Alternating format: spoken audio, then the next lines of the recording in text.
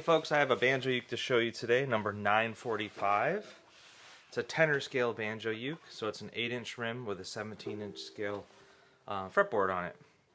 So this is all walnut, some nice straight grain walnut from here in the Hood River Valley. Pistachio decoration here, little maple stripe there, and then the rest of this is pistachio as well. I really love how this one looks. So it's got a goatskin head and an armrest, tuned high G, G, C, E, A.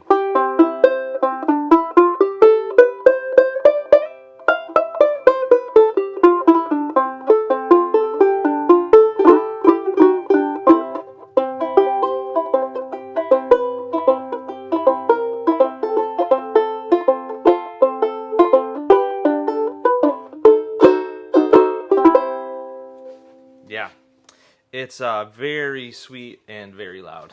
I really like this one. It feels good.